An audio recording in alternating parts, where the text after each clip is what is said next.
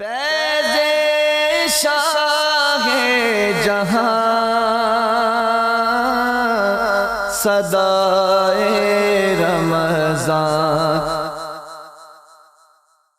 بسم اللہ الرحمن الرحیم۔ مولا صلی وسلم دائما ابدا علی حبیبک خیر الخلق کلہم یا ربی بالمصطفیٰ بلغ مقاصدنا واغفر لنا ما مضى یا واسع الکرم۔ السلام علیکم ناظرین و سامعین کرام، 9 نیوز HD کے لائیو اسٹوڈیو سے رمضان المبارک کی اسپیشل ٹرانسمیشن صدائے رمضان کے آج کے پروگرام کے ساتھ آپ کی خدمت میں حاضر ہے آپ کا میزبان محمد لقمان رضا۔ ناظرین و سامعین، رمضان المبارک کا پہلا عشرہ رحمت، دوسرا عشرہ مغفرت اور تیسرا عشرہ جہنم سے آزادی۔ رحمت سمیٹنے کی کوشش کی، مغفرت سمیٹ رہے ہیں، اور پھر جہنم سے آزادی کا عشرہ بھی انشاءاللہ ہماری زندگیوں کا حصہ ہوگا۔ اللہ سبحانہ وتعالی ہمیں عبادات خشوع و خضوع کے ساتھ کرنے کی توفیق بھی عطا فرمائے، لیکن اس کے ساتھ ساتھ معاشرتی حوالے سے، اخلاقی حوالے سے جو معاملات ہیں انہیں بھی ہم نے درست کرنا ہے۔ بالخصوص آج کے ہمارے معاشرے میں ایک بیماری، ایک برائی حد سے زیادہ تجاوز کر چکی ہے، جس کے اسباب اور محرکات مختلف ہو سکتے ہیں۔ اس میں نفرت بھی ہے، اس میں حسد، بغض اور کینہ بالخصوص یہ ہماری دلوں کے اندر پنپ رہا ہے، اور بعض اوقات بلا وجہ ہوتا ہے، بعض اوقات کوئی نہ کوئی وجہ ہوتی ہے، اور وہ وجہ بھی اتنی خاص نہیں ہوتی۔ لیکن ہم مسلمان کہ جن کے بارے میں اللہ کے پیارے حبیب صلی اللہ علیہ وسلم نے فرمایا تھا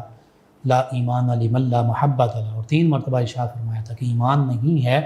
اس میں جس میں محبت نہیں ہے۔ سب سے پہلے اللہ کی محبت، پھر اللہ کے پیارے حبیب صلی اللہ علیہ وسلم کی محبت، پھر اہل بیت کرام علیہم رضوان، صحابہ کرام علیہم رضوان، اولیاء اللہ کی محبت، اور ایمان والوں کی محبت۔ یعنی ایمان والے چاہیے تو یہ تھا کہ انما المؤمنون اخوہ کا پیکر بنتے، باہم آپس میں جڑے ہوئے ہوتے۔ وہ جڑنے کی بجائے آج توڑنے والا معاملہ، ٹوٹنے والا معاملہ اور بکھرنے والا معاملہ بن چکا ہے۔ اس کی دیگر بھی وجوہات ہو سکتی ہیں، لیکن سب سے بڑی وجہ جو ہے وہ یہی دلوں میں نفرتیں، قدورتیں، حسد، بغض، کینہ پیدا ہو چکا ہے۔ اللہ رب العزت نے قرآن مجید فرقان حمید میں بھی ان بیماریوں کی مذمت فرمائی، اور پھر احادیث مبارکہ بھی اس حوالے سے ہمارے سامنے موجود ہیں۔ نبی کریم صلی اللہ علیہ وسلم نے مذمت بھی فرمائی۔ آقا کریم صلی اللہ علیہ وسلم کا خود اپنا اسوہ حسنہ، صحابہ کرام علیہ رضوان کی مبارک زندگیاں وہ حسد، بغض، کینے، نفرت ان سے پاک تھیں، اور یہی ہستیاں ہمارے لیے مشعل راہ ہیں۔ آج اسی حوالے سے تفصیل کے ساتھ گفتگو ہوگی۔ اس موضوع پر ہمارے ساتھ شریک گفتگو ہوں گے ہمارے معزز مہمان، اسلامک اسکالر، درس و تدریس کے خاص طور پر شعبے سے منسلک بھی ہیں، علامہ محمد حسن رضا رضوی صاحب، اور ان کے ساتھ ہمارے ملک پاکستان کے عظیم ثنا خان جناب ساجد علی ساجد صاحب۔ میں آپ دونوں معزز مہمانوں کو خوش آمدید کہتا ہوں۔ شکریہ۔ سب سے پہلے علامہ محمد حسن رضا رضوی صاحب، حسد کیا ہے، بغض اور کینہ کیا ہے، عام فہم مفہوم اس کا کیا ہے؟ چونکہ ہمارے معاشرے میں یہ پنپ رہا ہے، بڑھ رہا ہے، یہ بیماری پھیل رہی ہے، تو اس بیماری کا پتہ تو ہو۔ بعض اوقات لوگ اس کو اتنا بڑا گناہ بھی تصور نہیں کرتے، عام معمولات کا سمجھ کر اسے اگنور کر رہے ہوتے ہیں، درگزر کر رہے ہوتے ہیں۔ تو اس حوالے سے ہمیں سب سے پہلے پتہ چل جائے حسد کیا ہے، بغض اور کینہ کیا ہے۔ بسم اللہ الرحمن الرحیم۔ سب سے پہلے تو مفتی لقمان رضا صاحب آپ کی خدمت میں اسلامی محبت، اور رمضان المبارک کا یہ دوسرا عشرہ مغفرت ہے، اور اس کے اندر اللہ رب العزت ہماری مغفرت فرماتا ہے، ہر کسی کی نہیں، اس کی جو چاہتا ہے کہ میری مغفرت ہو جائے۔ تو میں سب سے پہلے تو دعا کرتا ہوں اللہ تعالیٰ رمضان المبارک کی بابرکت گھڑیوں کا صدقہ آپ کے اور میرے دنیاوی درجات میں بھی اور اخروی درجات میں بھی اضافہ فرمائے، اور ہمیں رمضان المبارک کی برکات نصیب فرماتے ہوئے آپ کی ٹیم کے جملہ کاوشوں کو اپنی بارگاہ میں قبول فرمائے۔ تو آپ نے بڑا خوبصورت موضوع چنا ہے آج بھی۔ سب سے پہلے تو ہم اس کی تعریفات جان لیتے ہیں کہ حسد کیا ہے۔ حسد جو ہے یہ 3 الفاظ کا مجموعہ ہے، ہا، سین، دال۔ ٹھیک ہے۔ اب ہمارے جو سادہ لوگ ہیں جو حسد کرتے ہیں وہ سمجھتے ہیں کہ حسد کا تعلق صرف ان 3 الفاظ کے ساتھ ہے، ٹھیک ہے، اس سے آگے اس کی کوئی تعریف نہیں ہے، کوئی ڈیفینیشن نہیں ہے۔ اور اگر آپ نے جیسے فرمایا کہ عام فہم انداز میں اس کی تعریف آپ کے سامنے عرض کروں جی، تو کسی انسان جس کو اللہ نے کوئی دولت دی ہے، کوئی نعمت عطا فرمائی ہے، کوئی جو ہے اللہ رب العزت نے خاص فضل فرمایا ہے، جی، تو اس کو دیکھ کے اپنے دل میں اس کی خواہش پیدا کرنا، اور نہ صرف خواہش پیدا کرنا بلکہ یہ دعا کرنا اور یہ جو ہے وہ تمنا رکھنا کہ اس سے وہ نعمت چھن جائے اور وہ میرے پاس آ جائے، اللہ، یا یہ کہنا کہ اللہ رب العزت نے وہ نعمت اسے کیوں عطا فرمائی، اس کا مصداق یا اس کا حقدار تو میں تھا، اللہ، یا یہ کہنا کہ شاید اللہ رب العزت نے نعوذ باللہ کہ میرے ساتھ ظلم کیا ہے اور اس کے ساتھ اللہ نے بھلائی کی ہے، پتہ نہیں اللہ کا میں نے کیا بگاڑا ہے، نعوذ باللہ من ذالک۔ یہ تعریف ہے جو عام فہم انداز میں حسد کی جاتی ہے۔ اب حسد جو ہے یہ ہمارے لوگ کرتے ہیں لیکن ان کو پتہ نہیں چلتا کہ ہم حسد کر رہے ہیں، بالکل صحیح، اور پتہ کیا کہیں گے کہ یار اس کے پاس یہ دولت ہے، اس کو اللہ نے یہ گاڑی دی ہے، اس کو اللہ نے یہ بنگلہ عطا کیا ہے، چلو ہمیں کیا۔ اب یہ 2 لفظ بول کے ہم اپنے من کی جو بڑاس ہے وہ تو نکال لیتے ہیں، لیکن ہمیں اندازہ نہیں ہوتا کہ ہم اس کے پیچھے، اس کے بیہائنڈ کتنا بڑا گناہ کر رہے ہیں۔ اور اللہ کے پیارے محبوب صلی اللہ علیہ وسلم نے ارشاد فرمایا کہ حسد نیکیوں کو اس طرح کھا جاتا ہے جس طرح لکڑیاں آگ کو کھا جاتی ہیں، اور جس طرح آگ جو ہے وہ لکڑیوں کو کھا جاتی ہے، اس طرح اللہ کے پیارے محبوب صلی اللہ علیہ وسلم نے فرمایا۔ اور اسی طرح کینہ جو ہے وہ بغض جو ہے، یہ دونوں ایک ہی چیزیں ہیں۔ یہ بھی اسی طرح ہی ہے کہ جب انسان کسی کے ساتھ کوئی معاملات کرتا رہتا ہے اور اچانک کیا ہوتا ہے کہ دوسرا جو میرا بھائی ہے وہ تھوڑا نعمتوں کے حوالے سے آگے بڑھ گیا، ٹھیک ہے، وہ آسودہ ہو گیا، میں ابھی تک وہیں ہوں۔ اور اگر میں یوں سمجھوں یا کوئی انسان یہ سمجھے کہ میرا جو بھائی ہے میرے ساتھ کاروبار کر رہا تھا، ہم نے کاروبار تو اکٹھا شروع کیا تھا لیکن آج میں وہیں کا وہیں ہوں، اس نے گاڑیاں بھی بنا لی، بنگلے بھی بنا لیے، اور اس کے پاس جو ہے وہ اللہ نے اسے اولاد بھی عطا کر دی، اچھی بیوی بھی، اچھا گھر بھی عطا کر دیا، تو یہ میرے پاس کیوں نہیں ہے؟ تو میں کیا کرتا ہوں، یا کوئی بھی انسان جس کی میں مثال دے رہا ہوں، وہ کیا کرتا ہے کہ اپنے من کی پیاس یا بڑاس کو بجھانے کے لیے کیا کرتا ہے کہ اس سے انتقام لینا شروع کر دیتا ہے، اس کے معاملات میں روڑے اٹکانا شروع کر دیتا ہے، اس کے معاملات میں جو ہے وہ مشکلات کھڑی کرنا شروع کر دیتا ہے، اس کے معاملات میں جو ہے وہ کوئی نہ کوئی اس طرح کا معاملہ کرنا شروع کر دیتا ہے جس سے اس کے معاملات جو ہیں وہ صحیح طریقے سے چل نہیں پاتے، مشکل اور رکاوٹ آ جاتی ہے، مشکلات، بالکل مشکلات اور رکاوٹیں کھڑی کر دیتا ہے۔ اس کو کہتے ہیں بغض اور کینہ۔ اب دیکھتے ہیں کہ اللہ کے پیارے محبوب صلی اللہ علیہ وسلم اور اللہ رب العزت نے ان چیزوں کے بارے میں ان سے منع کرتے ہوئے کیا ارشاد فرمایا، مذمت کیسے فرمائی۔ اب حضرت ابراہیم علیہ السلام کو اللہ رب العزت نے کتاب حکمت عطا فرمائی، ان پہ فضل فرمایا، ان پہ اپنی رحمت فرمائی، ان کو اپنے انعام سے نوازا، تو ان کی جو قوم تھی اور ان کے جو رشتہ دار تھے وہ ان سے حسد کرنے لگ گئے اور طرح طرح کی جو ہے وہ خرابیاں پیدا کرنے لگے۔ تو اللہ رب العزت نے سورۃ النساء کی آیت نمبر 54 میں 54 میں اللہ رب العزت نے فرمایا کہ ام یحسدون الناس علی ما آتاہم اللہ من فضلہ فقد آتینا آل ابراہیم الکتاب والحکمہ وآتیناہم ملکا عظیما۔ اللہ رب العزت فرماتا ہے کہ تم اس چیز سے حسد کر رہے ہو جو تم نے نہیں، اس نے نہیں، زید نے نہیں، بکر نے نہیں، بلکہ اللہ رب العزت نے خود ان کو عطا فرمائی ہے، اپنے فضل سے عطا فرمائی ہے، اور نہ صرف کتاب عطا فرمائی بلکہ کتاب اور حکمت کا لفظ بھی اضافہ فرمایا کہ اللہ رب العزت نے ان کو کتاب بھی عطا فرمائی، حکمت بھی عطا فرمائی، اور آگے فرمایا کہ فقد آتینا آل ابراہیم الکتاب والحکمہ وآتیناہم ملکا عظیما۔ یہ خاص جو ملک عظیم کی بات کی ہے، ان کو چونکہ سلطنت بھی اللہ رب العزت نے عطا فرمائی، مملکت بھی عطا فرمائی، تو ان کے رشتہ دار اور جو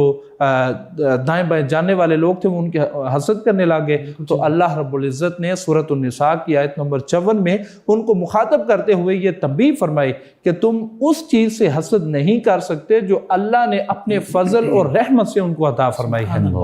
اور اسی طرح قرآن مقدس کی سیکنڈ لاسٹ سورت ہے سورۃ الفلق، اس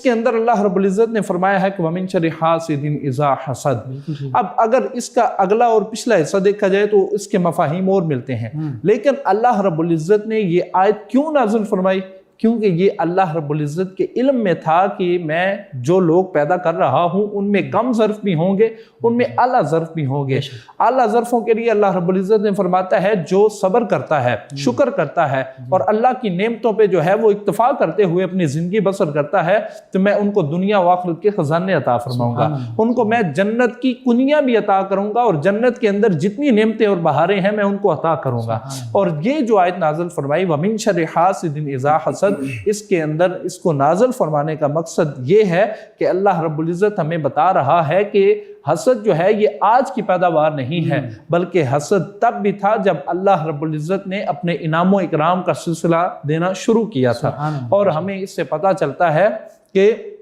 اس کی مذمت آج نہیں ہے، اس کی مذمت آج سے 1450 سال پہلے کی گئی، اور وہ کر کے بتایا گیا کہ قیامت تک اور قیامت تک آنے والے انسانوں پر جو میں رحمت کروں گا، جو میں فضل کروں گا، جو میں ان کو انعام عطا فرماؤں گا اور جو میں ان کو نعمت عطا فرماؤں گا، اگر تم ان پہ صبر کرو گے، شکر کرو گے اور رب سے صرف اتنی دعا کرو گے کہ یا اللہ اگر میرے حق میں بھی یہ بہتر ہے تو مجھے بھی عطا فرما، اور اگر میرے حق میں بہتر نہیں ہے تو جس کو تو نے یہ نعمت عطا فرمائی ہے اس کے حق میں اس کو بہتر فرما۔ تو اگر تم یہ معاملہ کرو گے، یہ سوچ رکھو گے، یہ نیت رکھو گے تو میں تمہیں اور عطا کروں گا۔ اور ایک مقام پہ فرمایا لَإِن شَكَرْتُمْ لَأَزِيدَنَّكُمْ، اگر تم میری نعمتوں پر شکر بجا لاؤ گے تو میں تمہاری نعمتوں میں اضافہ کر دوں گا۔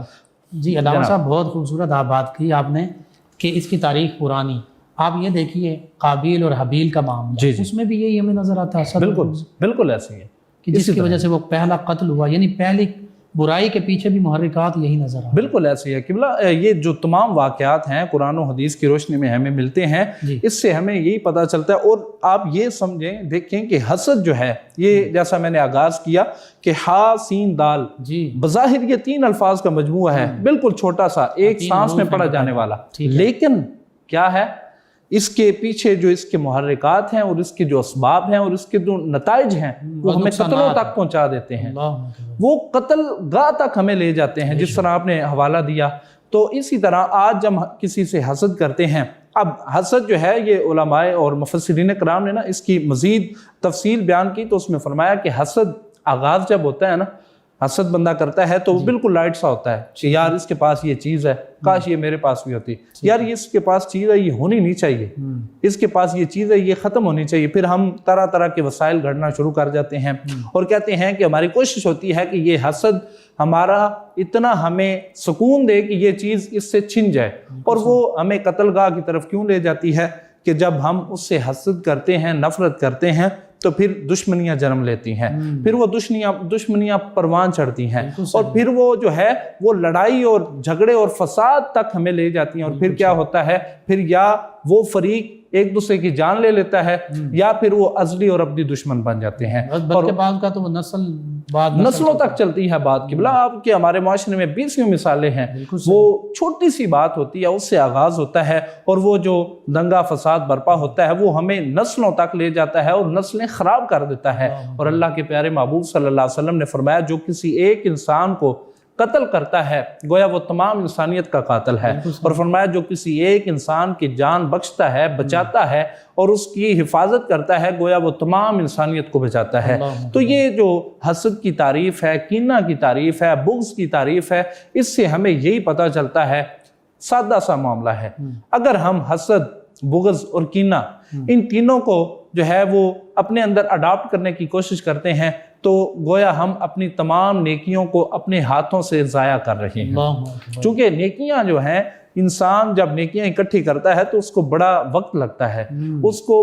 بڑی محنت کرنی پڑتی ہے، وہ تہجد کو اٹھنا پڑتا ہے، اس کو ٹھنڈے پانی سے سردیوں میں وضو کرنا پڑتا ہے، اس کو جو ہے وہ گرمیوں کے روزے رکھنے پڑتے ہیں۔ تو جب ہم یہ سارا کچھ کرنے کے بعد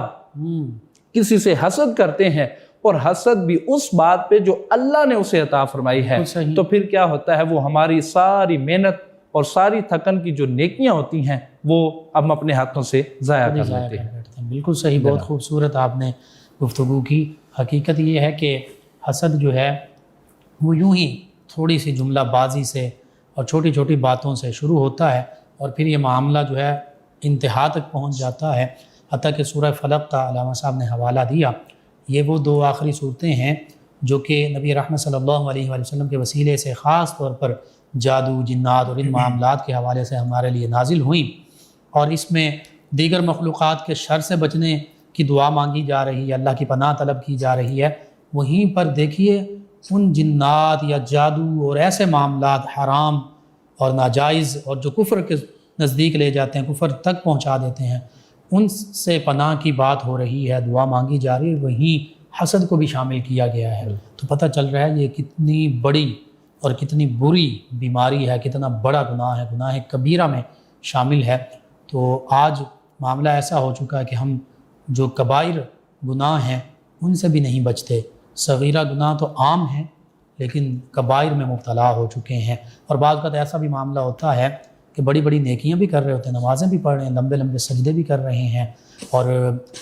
حج بھی کر رہے ہیں، زکوٰۃ بھی دے رہے ہیں، بڑے معاملات ہیں، عبادات میں ہم بہت آگے جا رہے ہیں، لیکن اس کے برعکس اخلاقیات اور معاملات میں ہم تنزلی کا شکار ہو رہے ہیں۔ ناظرین سامعین، رمضان المبارک کی ان بابرکت گھڑیوں میں نبی کریم صلی اللہ علیہ وآلہ وسلم کی بارگاہ میں ہدیہ عقیدت پیش کریں گے جناب ساجد علی ساجد صاحب۔ جی ساجد علی۔ یہ ناز یہ انداز ہمارے نہیں ہوتے، یہ ناز یہ انداز ہمارے نہیں ہوتے، یہ ناز یہ انداز ہمارے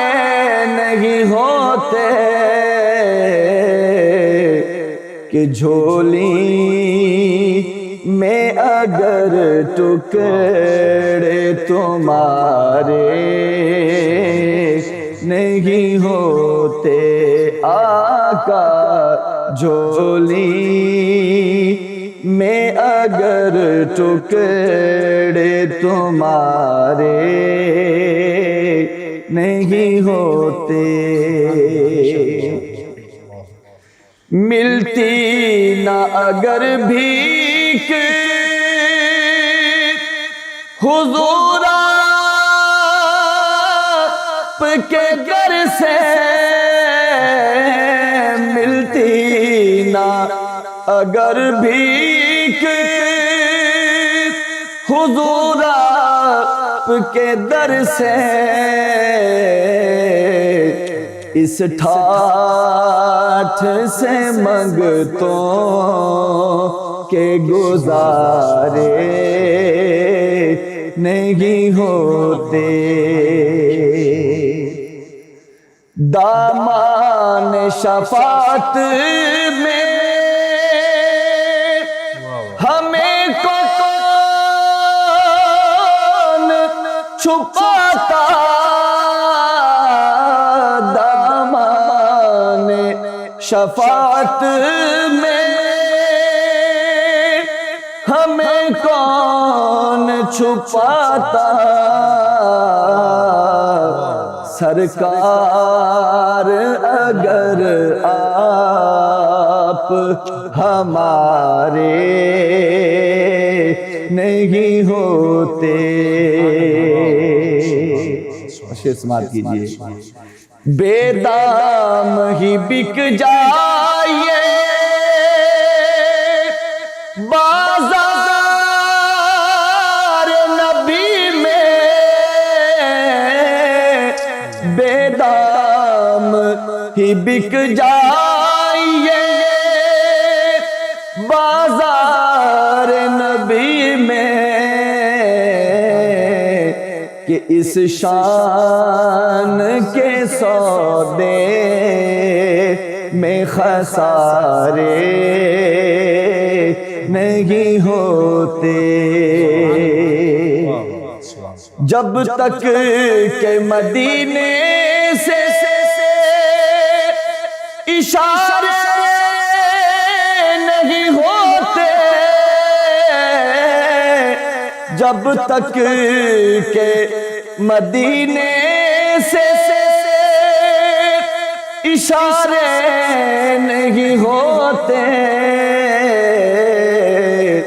ارے روشن کبھی قسمت کے ستارے نہیں ہوتے، وہ چاہے بلا لے جسے یہ ان کا کرم ہے، وہ چاہے بلا لے جسے یہ ان کا کرم ہے، ارے بے اذن مدینے کے نظارے نہیں ہوتے، خالد یہ تصدق ہے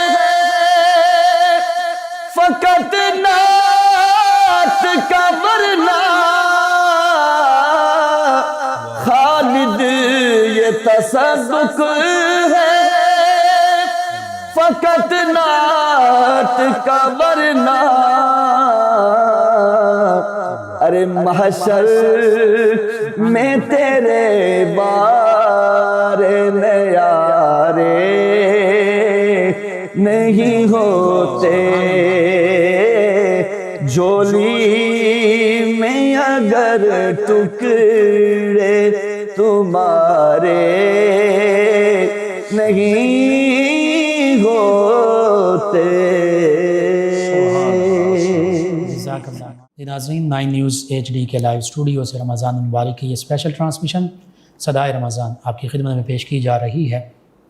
اور ہمارے اس معاشرے کا بہت اہم اور حساس موضوع حسد، بغض اور کینے کی مذمت، اس پر گفتگو ہو رہی ہے۔ حقیقت یہ ہے کہ آج جو ایسا معاملہ ہو گیا، ہم ایسی اخلاقی گراوٹ کا شکار ہو گئے کہ قریبی رشتہ دار بعض اوقات بھائی بھائی سے حسد کر رہا ہوتا ہے، دیگر قریبی رشتہ دار وہ حسد میں، بغض میں مبتلا ہوتے ہیں، اور چاہتے یہی ہیں کہ ہمارے رشتہ داروں کے پاس جو اللہ تعالیٰ کی نعمتیں ہیں ان سے چھین جائیں۔ اسی طرح اس سے آگے بڑھیے تو دوستوں میں بھی بعض اوقات یہ معاملہ پیدا ہو جاتا ہے، اور بعض اوقات کولیگز مختلف، چاہے تجارت میں ایک دوسرے کے کولیگ ہیں، جاب میں ایک دوسرے کے ساتھی ہیں، کہیں بھی پڑھنے پڑھانے میں، دیگر معاملات میں، اور معاشرے کی یہ تنزلی دیکھیے کہ یہ معاملہ آج علماء میں بھی، بڑی میں یہ معذرت کے ساتھ کہہ رہا ہوں، علماء بھی آج بعض اوقات، کہیں اچھے بہت اچھے بھی علماء موجود ہیں، لیکن بعض اوقات علماء میں یہ حسد بہت زیادہ پایا جاتا ہے، یعنی طبقہ علم میں۔ اب یہ علماء دین کے حوالے سے بھی ہو سکتے ہیں، اور دنیاوی علوم کے حوالے سے بھی لوگ اسکالر جو ہیں دنیاوی علوم کے، وہ بھی ہو سکتے ہیں۔ یعنی کمپٹیشن کو ہم نے کہا کہ کمپٹیشن کا دور ہے، لیکن اس کمپٹیشن کو اس کی حدود و قیود ہم نے کوئی مقرر نہیں کی، اور وہ کمپٹیشن جو کہ ایک پازیٹیو وے میں ہونا چاہیے تھا، وہ کمپٹیشن نیگیٹو رنگ اختیار کر گیا، اور وہ حسد، بغض، کینہ، نفرت ان معاملات تک جا پہنچا۔ بعض اوقات جانتے بوجھتے ہوئے، بعض اوقات انجانے میں ہم ایسے معاملات کر بیٹھتے ہیں۔ اسی حوالے سے اس موضوع کا ہم نے انتخاب کیا۔ جی، علامہ محمد حسن رضا رضوی صاحب قرآن و حدیث کے حوالے سے حسد، بغض، کینے کی مذمت، اور پھر بالخصوص ہمارے معاشرتی رویے کیا رنگ اختیار کر رہے ہیں، اس پر آپ گفتگو فرمائیں۔ جی بالکل مفتی صاحب، آپ نے بڑا خوبصورت سوال کیا ہے، جیسے کہ آپ نے اپنے انٹرو میں بھی اور ابھی آپ نے اپنی گفتگو میں ارشاد فرمایا کہ یہ حسد جو ہے، یہ اس کا رنگ اتنا پھیلتا جا رہا ہے کہ پہلے صرف حسد لوگ کیا کرتے تھے اپنے شریکوں سے، اپنے دشمنوں سے، اور اپنے جو ہے وہ دور دراز کے لوگوں سے۔ تو آج کل یہ جو حسد ہے، وہ بھی دشمن ہم نے خود بنائے ہوئے تھے، خود بنائے ہوتے ہیں۔ تو آج کل کیا ہے، بھائی بھائی کا دشمن ہے۔ بھائی کے پاس اگر کوئی دولت ہے، کوئی اللہ کی نعمت آ گئی ہے، کوئی دولت کی فراوانی آ گئی ہے، تو کیا ہوتا ہے، بھائی سے بھائی جلنا شروع کر دیتا ہے، بجائے اس کے کہ تم اپنی کوشش کرو اور اللہ رب العزت سے اپنے لیے مانگو اور محنت کرو۔ لیکن ہم کیا کرتے ہیں، اپنے بھائی سے بغض کرنا اور حسد کرنا شروع کر دیتے ہیں۔ اور اسی طرح ہمارے پڑوس میں اگر کسی کہ گھر کوئی اللہ نے نعمت عطا فرما دیا. اور بالخصوص یہاں میں ایک بات عرض کرنا چاہوں گا کہ خواتین میں یہ وہ چیز زیادہ پائی جا رہی ہے. اور زیادہ تر معاملہ یہ ہے کہ کسی کو اللہ نے اگر اولاد دے دی ہے, کسی کو اللہ نے بیٹا عطا کر دیا ہے, کسی کو اللہ نے بیٹی عطا کر دی ہے, اور اس کے ساتھ متصل اسی گھر میں اس کی جو وہ کوئی اور رشتے میں بہن ہے, یا آپ کہہ لیں کہ دیورانی ہے, یا کوئی بھی ہے رشتے میں, تو اگر اس کے پاس اولاد نہیں ہے اور ایک کو اللہ نے اولاد دے دی ہے, تو اس کے دل میں یہ بات نہیں جائے گی کہ اس کو اللہ نے عطا کی ہے اور جب میرا حکم ہوا تو مجھے بھی عطا ہو جائے گی. ہماری خواتین کیا کرتی ہیں, اس سے حسد کرنا شروع کر دیتی ہیں, اور اس حسد کے مختلف زاویے اپنانا شروع کر دیتی ہیں, مختلف طریقے سے اپنے جو من کی بھڑاس ہے وہ نکالنا شروع کر دیتی ہیں, اور اس سے بے جا دشمنی لگا لیتی ہیں, اور اس کے کھانے پینے میں, جملہ معاملات میں, شکایتوں کے معاملات میں جو ہے وہ حسد کرنا شروع کر دیتی ہیں. خواتین کو یہ میں ضرور پیغام دینا چاہوں گا کہ اگر آپ کو اللہ نے دولت سے یا اللہ نے اولاد سے محروم رکھا ہے تو اس میں کوئی حکمت ہوگی, اس میں اللہ رب العزت کی ضرور کوئی حکمت ہوگی جس کی وجہ سے اللہ نے آپ کو اولاد نہیں دی. اور جس کے پاس اولاد ہے یا جس کو اللہ نے بیٹا عطا کیا ہے, آپ کا حق نہیں بنتا کہ اس سے آپ حسد کریں. اور اللہ کے پیارے محبوب صلی اللہ علیہ وسلم نے ارشاد فرمایا کہ یہ جو حسد ہے نا, یہ ایک بکری ہو نا, بکری کے پیچھے 2 بھیڑیے لگے ہوں تو وہ 2 بھیڑیے اس بکری کو اتنا نقصان نہیں پہنچاتے جتنا حسد جو ہے وہ انسان کے دین کو نقصان پہنچاتا ہے. کتنی بڑی بات ہے قبلہ موسیٰ. میں دوبارہ عرض کرنا چاہوں گا, حضور نے فرمایا کہ 2 بھیڑیے ایک بکری کے پیچھے لگے ہوں, اس بکری کو وہ 2 بھیڑیے اتنا نقصان نہیں پہنچاتے جتنا حسد انسان کے دین کو نقصان پہنچاتا ہے. زیادہ سے زیادہ اس کی جان لے لیں گے, زیادہ سے زیادہ جان لے لیں گے. کے ساتھ معاملہ ہو تو جان چلی جائے گی, ایمان تو نہ جائے. ایمان تو نہ جائے. دیکھیں نا جی, آج اگر ہماری جان چلی جاتی ہے اور ایمان محفوظ رہتا ہے تو میں سمجھتا ہوں اس سے بڑی نعمت نہیں ہے. اور اگر خدا نخواستہ ہمارا ایمان چلا جائے اور جان بچ جائے تو میں سمجھتا ہوں ہم نے دنیا اور آخرت اپنے ہاتھوں سے برباد کر لی. اور ایک اور مقام پہ حضور نے فرمایا حسد جو ہے یہ انسان کے اعمال کو کھانا شروع کر دیتا ہے, اور جب انسان کا حسد جو ہے وہ پروان چڑھنے لگتا ہے تو اس کا حسد ختم نہیں ہوتا, اس کے جو نیکیاں ہیں وہ ختم ہو جاتی ہیں. یعنی کہ اس کو اگر سادہ مفہوم میں, جیسا میں نے پہلے گزارش کی کہ حضور نے فرمایا کہ حسد انسان کی نیکیوں کو اس طرح کھا جاتا ہے جس طرح آگ جو ہے وہ لکڑیوں کو کھا جاتی ہے. علامہ صاحب دیکھیے, اس کا مطلب یہ کہ نیکیوں کے لیے, دین کے لیے بھی حسد نقصان دے, اور پھر یہ ایسی آگ ہے کہ وہ بندہ خود اس آگ میں خود جلتا رہتا ہے. ہمیں کوئی سزا اگر بندہ دیتا ہے تو سزا دینے والا جو ہوتا ہے وہ اس بات پہ قادر ہوتا ہے کہ وہ ہمیں نجات دے دے, معافی دے دے, ٹھیک ہے, یا ہمیں مار دے. یہ جو معاملہ ہے اس کے اندر ہم خود ہی سزا دینے والے ہوتے ہیں, اور دینا کس کو ہوتی ہے, وہ خود کو دینا, خود کو سزا دینا. اور اگر ہم اپنے ہاتھوں سے خود کو سزا دیتے ہیں, اور سزا بھی ایسی جو ہماری دنیا و آخرت برباد کر سکتی ہے, تو میں سمجھتا ہوں اس سے بڑی جو ہے وہ بدبختی نہیں ہے. اور بابا اشفاق احمد بڑے رائٹر ہیں, قلم کے میدان میں ادیب ہیں, ان کا بڑا نام ہے. ان سے حسد کی تعریف پوچھی گئی نا تو انہوں نے فرمایا کہ اللہ کی تقسیم سے اختلاف رکھنا یہی حسد کہلاتا ہے. کتنی خوبصورت انہوں نے تعریف کی ہے. اور اسی طرح حضرت یوسف علیہ السلام کے جو بھائی تھے, وہ انہوں نے جب دیکھا کہ یوسف جو ہیں وہ اپنے باپ کے ابا جان کے منظور نظر ٹھہر گئے ہیں, اور باپ کے جو ابا جان ہیں ان کی ساری توجہ کا مرکز بن چکے ہیں, تو پھر انہوں نے کیا کیا, انہوں نے حسد پالنا شروع کر دیا, اور پھر ان سے اجازت لی اور ان کو گھمانے پھرانے کے ارادے سے لے گئے. تو پھر کیا ہوتا ہے, ان کو کنویں میں ڈال دیتے ہیں, اور پھر واپس آ کے وہ جو کوئی ان کی قمیض ہوتی ہے اس کے اوپر سرخ قسم کا لگا کے, جھوٹا موٹا خون لگا کے, تو آ کے کہتے ہیں کہ اس کو بھیڑیا کھا گیا ہے. تو یہ حسد, قمیض بچ گئی ہے, قمیض بچ گئی ہے. وہ حضرت یعقوب علیہ السلام چونکہ دانشمند تھے, وہ اللہ رب العزت نے فہم و فراست کا ایک پہاڑ عطا فرما رکھا تھا, اور فہم و فراست جو ہے وہ ان کے اندر یوں پنہا تھی جس طرح انسان کے اندر جو ہے وہ اس کا اپنا جسم ہوتا ہے. تو ان کے پورے جسم میں فہم و فراست تھی, تو انہوں نے اپنے فہم و فراست سے یہ سوال کیا بڑا خوبصورت کہ بھیڑیا بھی بڑا سیانہ تھا, اس نے یوسف علیہ السلام کو تو کھا لیا لیکن قمیض اتار کے سائڈ, وہ صحیح سلامت ہے, وہ صحیح سلامت ہے. تو چونکہ اللہ کے نبی تھے نا, ان کو علم تھا, ان کو معلوم تھا کہ یہ کیا معاملہ ہوا ہے. اور پھر کیا ہوتا ہے, ان کی آنکھوں کی بینائی چلی جاتی ہے, اور جدائی سے بینائی چلی جاتی ہے, اور ساری زندگی اپنے بیٹے کو پکارتے ہیں، انتظار میں رہتے ہیں اور اپنے رب کی بارگاہ میں دعا کرتے ہیں، التجا کرتے ہیں۔ بالآخر اختصار کے ساتھ یہ بھی آزمائش تھی انبیاء کرام، آزمائش تھی، بڑا مقام، بڑی آزمائش۔ بے شک بے شک اللہ رب العزت چونکہ انبیاء کا جو مقام ہے وہ آزمائشوں کے ذریعے ہی بلند ہوتا آیا ہے۔ تو پھر کیا ہوتا ہے، حضرت یوسف علیہ السلام آپ کی جو آپ جب سلطنت پہ بادشاہ بنتے ہیں، یہ بڑا لمبا چوڑا واقعہ ہے، میں اختصار کے ساتھ عرض کرنا چاہوں گا کہ آپ نے پھر کیا اور یہ آپ نے جو آیت مبارکہ پڑھی تھی نا اسی سے ریلیٹ ہے، سیدنا آل ابراہیم میں شامل ہے۔ جی بے شک بالکل اس کے ساتھ ریلیٹ ہے۔ پھر وہ اپنی قمیض بھیجتے ہیں اور جب قمیض آنکھوں کے ساتھ لگاتے ہیں حضرت یعقوب علیہ السلام، اور آنکھوں کی بینائی بھی آ جاتی ہے اور اپنے بیٹے کی جو خوشبو ہے وہ بھی محسوس کر لیتے ہیں۔ اچھا علامہ صاحب، اسی واقعے میں بڑا اچھا خوبصورت آپ نے واقعہ کوڈ کیا ہے، اسی واقعے میں یہ بھی تو ہے نا کہ اگر حسد، بغض اور کینے سے توبہ کر لی جائے اور جس کے ساتھ ہی معاملہ کیا اسے معافی مانگ لی جائے، جیسے برادران یوسف علیہ السلام انہوں نے کیا، تو پھر اس پر کیا معاملہ ہوتا ہے؟ قرآن کیا فرماتا ہے؟ لا تثریب علیکم، حضور نبی رحمت صلی اللہ علیہ وسلم کا فرمان ہے نا کہ 15 شعبان کی جب رات آتی ہے نا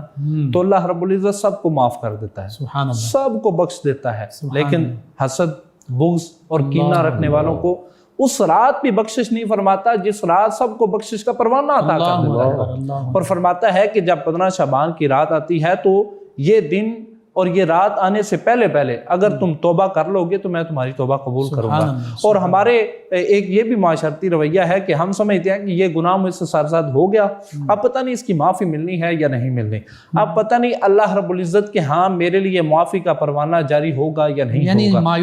مایوس ہو جاتے ہیں۔ تو اللہ مایوسی کے بارے میں فرماتا ہے کہ لا تقنطوا من رحمت اللہ، میری رحمت سے تب تک مایوس نہ ہونا جب تک تمہاری جان کا آخری سانس تمہارے گلے میں موجود ہے، اور فرمایا کہ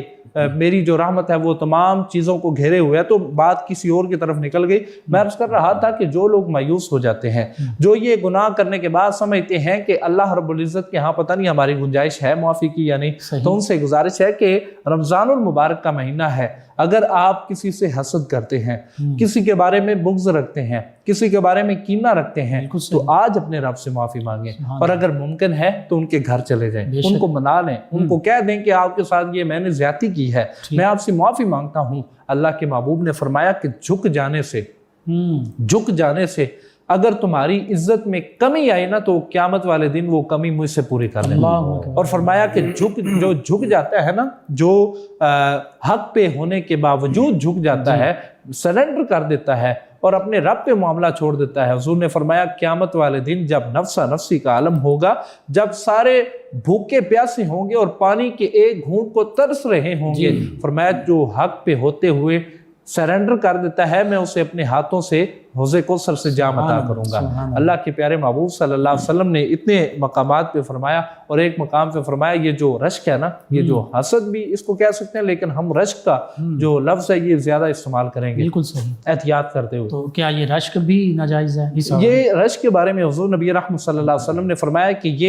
یہ حسد کی ایک قسم ہے، لیکن ہم اس کو حسد نہیں کہہ سکتے، چونکہ حضور نے باقاعدہ الفاظ میں حسد کا لفظ استعمال نہیں کیا، اس لیے ہم احتیاط برتے ہوئے ہم یوں کہیں گے اردو میں رشک ہی بولتے ہیں۔ جی اگر اس کو حضور نے فرمایا کہ رشک ویسے جائز نہیں ہے، کسی پہ رشک کرنا کہ یار اس کے پاس یہ چیز ہے، کتنا اچھا ہے یا کتنا لکی ہے، یہ میرے پاس کاش ہوتی، حضور نے فرمایا رشک جائز نہیں ہے، مگر دو مقامات، ٹھیک ہے، دو مقامات پہ رشک کرنا جائز بھی ہے، بلکہ جائز کے ساتھ ساتھ اللہ رب العزت اجر عظیم بھی عطا فرماتا ہے۔ وہ کون سے مقامات ہیں؟ حضور نے فرمایا ایک تو یہ کہ جو قرآن کی تلاوت کرتا ہے، آپ اس کو دیکھتے ہیں وہ قرآن کی تلاوت کر رہا ہے اور اس نے بیٹھے بٹھائے ایک پارہ قرآن کی تلاوت کی ہے، آپ رشک کرتے ہوئے 2 پارے قرآن کی تلاوت کریں، یعنی اس سے بڑھ کے نیکی کے معاملے میں اگر وہ نیکی کر رہا ہے، قرآن کی تلاوت کر رہا ہے، تو آپ اس پہ رشک کرتے ہوئے اس سے زیادہ اگر تلاوت کرتے ہیں یا نیکی کرتے ہیں تو وہ رشک آپ کے لیے جائز بھی ہے اور آپ کے لیے بخشش کا وسیلہ بھی بنتا ہے۔ دوسرا مقام پوچھا گیا تو حضور نے فرمایا جو اللہ کی راہ میں خرچ کرتا ہے، جو اللہ کی راہ میں اپنے مال میں سے، اس کے دیے ہوئے میں سے خرچ کرتا ہے، تو پھر اس کو دیکھتے ہوئے کوئی اور بندہ آ کے اس سے زیادہ رب کی راہ میں خرچ کرتا ہے تو یہ رشک بھی جائز ہے اور یہ رشک اس کے لیے وسیلہ بخشش بنے گا۔ اللہ رب العزت اس رشک کے صدقے اس کو نجات بھی عطا کرے گا اور دنیا و آخرت کی بھلائیاں بھی عطا کرے گا۔ سبحان اللہ، سبحان اللہ۔ علامہ صاحب بہت خوب آپ نے فرمایا، یعنی جو قرآن کا عالم ہے، قرآن پڑھتا ہے، پڑھاتا ہے، سکھاتا ہے، علم دین اور دوسرا سخی،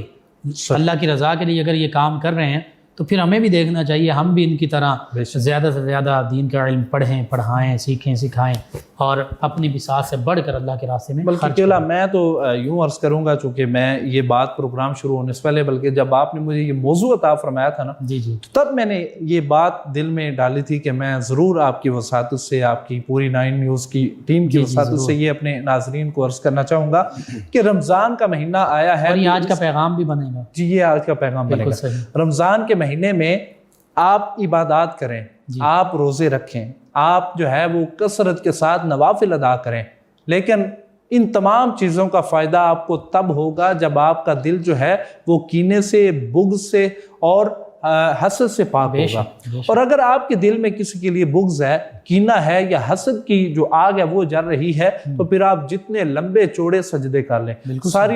ساری رات جاگ کے نوافل کر لیں، قیام کر لیں، پھر آپ کو اللہ رب العزت کی طرف سے کوئی فائدہ نہیں ہوگا۔ اگر آپ چاہتے ہیں کہ عبادات قبول ہوں، روزے قبول ہوں اور آپ کی جو تلاوت ہے وہ قبول ہو، تو آپ کا دل جو ہے وہ پاک ہونا چاہیے۔ یہاں ایک حضور کا اور فرمان عرض کرتا چلوں، حضور نے فرمایا کہ ہر بندہ، اور حضور نے یہاں خود کو بھی شامل کیا، فرمایا کہ ہم چاہتے ہیں کہ ہمارے دل میں نور الہی نازل ہو، ہمارا دل جو ہے وہ نور الہی سے منور ہو، ہمارے دل پہ اللہ رب العزت اپنا نور نازل فرمائے۔ تو حضور نے اس کا چھوٹا سا نسخہ عطا فرمایا تم اپنے دل کو کینے سے، بغض سے اور حسد سے پاک کر لو، اللہ رب العزت براہ راست تمہارے دل پہ اپنے نور کی تجلی نازل فرمائے۔ اور جو دل بوسیدہ ہو چکے ہیں، جو ہمارے جیسوں کے دل بوسیدہ ہو چکے ہیں، مردہ ہو چکے ہیں، ضمیر مردہ ہو چکے ہیں، اللہ کی طرف سے کتنا بڑا پیکج ہے۔ اگر ہم کسی کے لیے دل میں کینہ رکھتے ہیں، بغض رکھتے ہیں یا حسد جیسی بیماری اپنے اندر پالتے ہیں، تو آج یہاں وعدہ کریں، میں بھی وعدہ کرتا ہوں، آپ بھی وعدہ کریں، ہمارے ناظرین بھی وعدہ کریں کہ ان بیماریوں سے بچنا ہے اور ان بیماریوں سے خود کو نجات بھی دینی ہے۔ اس سے کیا ہوگا؟ اس سے ہماری نامہ اعمال میں کوئی کمی رہ بھی گئی تو اللہ ہمارا بیڑا پار کر دے گا۔ سبحان اللہ، بہت خوبصورت آپ نے پیغام دیا۔ آپ ہی کے بعد سے وقت اگرچہ ختم ہو چکا، اسی جو حدیث مبارکہ آپ نے بیان کی، اس کا عملی پیک کرو۔ تمام صحابہ کرام تھے، بالخصوص ایک صحابی جو مدینہ طیبہ کے گرد رہتے تھے قریب، آقا کریم نے فرمایا جس نے جنتی کو دیکھنا اس کو دیکھ لو۔ اور ایک صحابی پھر بالخصوص ان کے پاس 3 دن غالباً اور 3 راتیں رہے، عمل دیکھتے رہے، کوئی خاص عبادت نہیں ہے، عام ہی معاملات، نماز جس طرح دوسرے پڑھتے ہیں وہ بھی پڑھ رہے ہیں۔ بالکل۔ تو کہا کہ میں اتنے دن رہا ہوں لیکن تمہارے اندر کوئی خاص عبادت نہیں دیکھی، جس وجہ سے آقا کریم نے فرمایا کہ یہ جنتی ہے۔ تو انہوں نے کہا کہ اے اللہ کے بندے، اے صحابی رسول، میرے دل میں صبح اور شام، میں رات کو سوتا ہوں تو کسی کا بغض، کینہ میرے دل میں نہیں ہوتا، میں اٹھتا ہوں تو میرے دل میں کینہ اور بغض نہیں ہوتا، یہ جنت کی ضمانت ہے۔ بالکل ایسی ہے۔ یہ اس طرح ہے کہ میں یہ عرض کرتا چلوں، آپ نے بڑی خوبصورتی کے ساتھ اس کو بیان کیا ہے۔ حضور ایک مجلس میں تشریف فرما ہے، آپ جانتے ہیں میں صرف حصول برکت کے لیے ضرور اپنی زبان کو اس خوبصورت حدیث کے ساتھ معطر کرنے کے لیے عرض کرنا چاہوں گا۔ حضور تشریف فرما ہے، صحابہ کرام کو فرمایا کہ فلاں جو شخص کھڑا ہے وہ جنتی ہے۔ تو صحابہ کرام حیران ہوئے اور حیرانی کے عالم میں سوال کرتے ہیں، یا رسول اللہ اس کا کون سا ایسا عمل ہے؟ تو حضور نے فرمایا وہ جنتی ہے۔ تو ایک صحابی وہ 3 دن کے لیے ان کے مہمان بنتے ہیں اور صرف یہ دیکھنے کے لیے مہمان بنتے ہیں کہ وہ کتنی نمازیں پڑھتے ہیں، وہ کتنے روزے رکھتے ہیں، وہ کتنا قیام کرتے ہیں۔ تو جب وہ 3 دن ادھر رہتے ہیں تو وہ اس نتیجے پہ پہنچتے ہیں کہ وہ نہ تو فرض نماز کے علاوہ نماز پڑھتے ہیں، وہ نہ جو ہے وہ نفلی روزہ رکھتے ہیں، وہ نہ کوئی لمبے چوڑے رکوع و سجود کرتے ہیں۔ 3 دن کے مہمان بننے کے بعد جب وہ واپس آتے ہیں اور واپس آنے سے پہلے اس سے سوال کرتے ہیں کہ تیرے بارے میں اللہ کے محبوب صلی اللہ علیہ وسلم نے یہ فرمایا ہے کہ تو جنتی ہے، یار بتا تو صحیح تیرا کون سا ایسا عمل ہے جس وجہ سے اللہ نے تجھے بیٹھے بٹھائے جنت کا پروانہ عطا کر دیا؟ تو وہ عرض کرتا ہے کہ اور تو کوئی عمل نہیں ہے، بس اتنا ہے کہ میں جب بھی سوتا ہوں میں اپنے ساتھ وابستہ لوگوں اور مخلوق کے خدا کو معاف کر دیتا ہوں اور اب ان سب مخلوقات خدا کے لیے اپنے دل کو پاک کر لیتا ہوں۔ قبلہ مصطفیٰ آخری ایک حدیث پاک کرنا چاہوں گا۔ حضرت عقبہ بن عامر رضی اللہ تعالیٰ عنہ سے مروی ہے کہ حضور نبی رحمت صلی اللہ علیہ وسلم کی بارگاہ میں حاضر ہوئے اور عرض کی، یا رسول اللہ صلی اللہ علیہ وسلم مجھے کوئی نصیحت فرمائیے۔ تو حضور نے فرمایا، اے عقبہ، سل من قطع، وآت من حرمک سبحان واعف عمن ظلمک. سبحان اللہ. تین کام کر لو عقبہ، میں تمہیں بیٹھے بٹھائے جنت کا پروانہ عطا کرتا اللہ ہوں. اکبر. عرض کرتے ہیں یا رسول اللہ ارشاد فرمائیے. فرمایا کہ اس کو معاف کر دو جو اس کے ساتھ جوڑو جو تمہارے ساتھ قطع تعلق ہی کرتا اللہ ہے، اکبر. جو تم سے توڑے اس کے ساتھ جوڑو. اللہ اور فرمایا جو تمہیں دینے سے رک جائے تم اسے عطا کرو. سبحان اللہ. اور فرمایا کہ جو تیرے ساتھ ظلم کرتا ہے نا اس کو اللہ کی رضا کی خاطر معاف کر دے. اللہ. یہ تین کام کر لو اللہ تمہیں جنت کا پروانہ دنیا میں بیٹھے بٹھائے عطا کرے سبحان گا. اللہ. تو مفتی صاحب یہ جنت خریدنی کتنی آسان ہے، کتنی آسان جنت بس اپنے خریدنا. اخلاقیات کو درست کر لیں، معاملات کو درست کتنا مشکل کام ہے. میرے ساتھ کس نے زیادتی کی ہے تو میں اس کا معاملہ اللہ پہ چھوڑتا ہوں اگر تو یہ 1 سیکنڈ کا عمل ہے، لیکن یہ 1 سیکنڈ کا عمل مجھے جنت کا رستہ دکھا سکتا ہے. تو اللہ رب العزت ہمیں ان تمام خرافات سے بچنے کی توفیق عطا فرمائے اور ہمیشہ ہمیں نور الہی حاصل کرنے کا وسیلہ بھی عطا فرمائے اور اتنا پاکیزہ دل بھی عطا فرمائے. آمین. دعا فرما دیجیے امام ہاتھ. الحمدللہ رب العالمین والصلاة والسلام علی من کان نبیا وآدم بین الماء والطین. ربنا تقبل منا انک انت السمیع العلیم وتب علینا انک انت التواب الرحیم. میرے مالک کریم رمضان المبارک کا دوسرا عشرہ جاری و ساری ہے، ہمیں اپنے خزانوں سے مغفرت کا خزانہ عطا فرما. میرے مالک کریم ہمارے لیے رزق حلال اور رزق فراغ کا وسیلہ بنا. میرے مالک کریم تیرا وعدہ ہے اس مہینے میں تو رزق بڑھا دیتا ہے، ہم تیری بارگاہ میں دعا کرتے ہیں کہ ہمیں رزق حلال اور رزق فراغ عطا فرما. میرے مالک کریم ہم میں سے جتنوں کے والدین یا والدہ یا والد دنیا سے جا چکے ہیں ان کی بخشش فرما، اور جن کے حیات ہیں ہمیں ان کی قدر عزت کرنے کی توفیق عطا فرما. میرے مالک کریم 9 نیوز کی پوری ٹیم کو دن دگنی رات چگنی ترقی عطا فرما. میرے مالک کریم تیرا وعدہ ہے جو دین کے کاموں میں 1 قدم چلاتا ہے میری رحمت 10 قدم چل کے آتی ہے. میرے مالک ہم نے 1 قدم بڑھا دیا ہے، اب تیرا وعدہ ہے تو 10 رحمتیں آگے بڑھائے گا. میرے مالک ہم اس رحمت کے مصداق بننا چاہتے ہیں، ہمیں اس رحمت عطا فرما. ربنا فاغفر لنا ذنوبنا وکفر عنا سیئاتنا وتوفنا مع الابرار. وصلی اللہ تعالی علی حبیبہ محمد وعلی آلہ واصحابہ اجمعین برحمتک یا ارحم الراحمین. جی ناظرین و سامعین، 9 نیوز HD کے لائیو اسٹوڈیو سے رمضان المبارک کی اسپیشل ٹرانسمیشن کا آج کا پروگرام اختتام پذیر ہوتا ہے. اپنے میزبان محمد لقمان رضا، ہمارے معزز مہمان اور ہماری ٹیم کو اجازت دیجیے. اللہ نگہبان. آخر میں ہمارے مہمان ثنا خان جناب ساجد علی ساجد صاحب نبی محتشم صلی اللہ علیہ وآلہ وصحبہ وبارک وسلم کی بارگاہ ناز میں الہائے عقیدت پیش کریں گے. جی جناب ساجد. بے طلب بھیک یہاں ملتی ہے آتے جاتے، بے طلب بھیک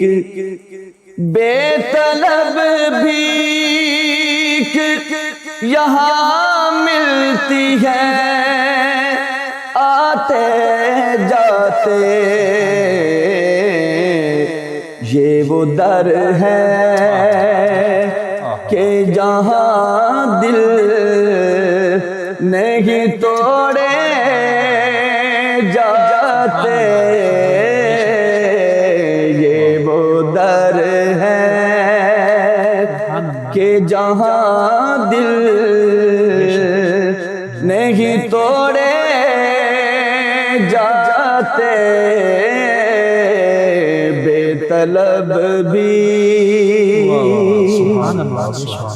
وہ نقابے رخ روشن جو اٹھاتے جاتے، وہ نقابے رخ روشن جو اٹھاتے جاتے، میری بگڑی ہوئی تقدیر بناتے جاتے، میری بگڑی کاش اپنا بھی مدینے میں کوئی گھر ہوتا، کاش اپنا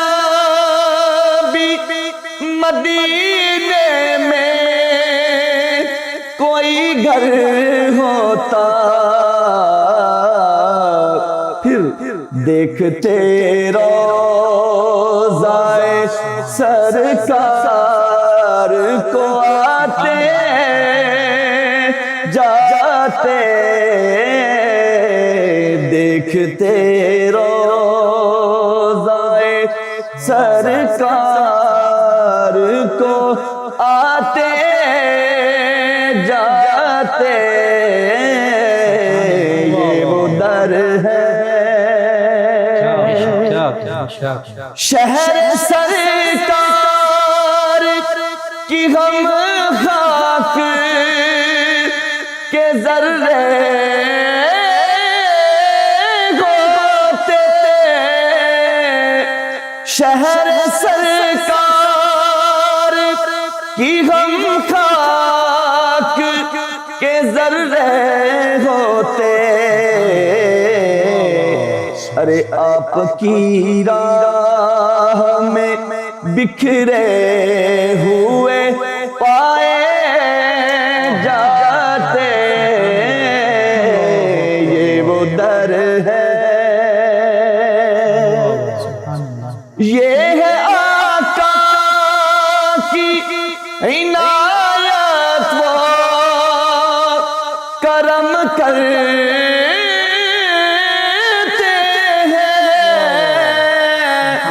یہ ہے آقا کی عنایت وہ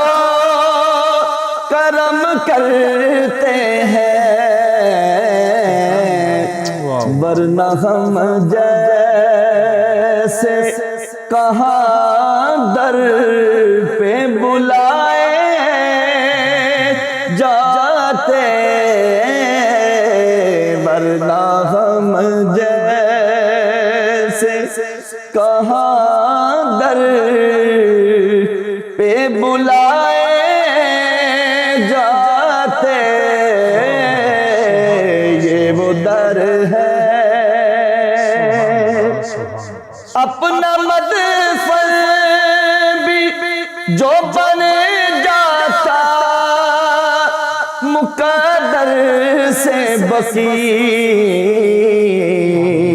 حشر میں آپ کے قدموں سے اٹھائے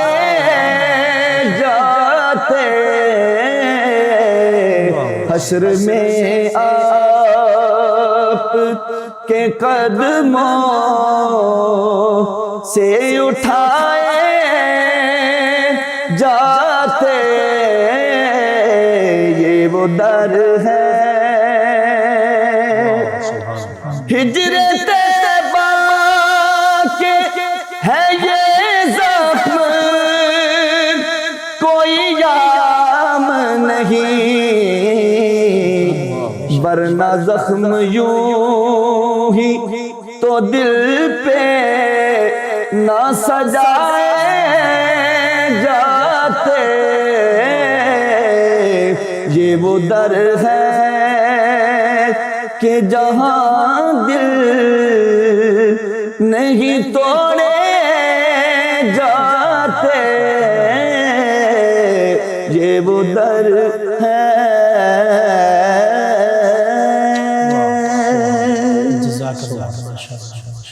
فیض شاہ جہاں صدائے رمضان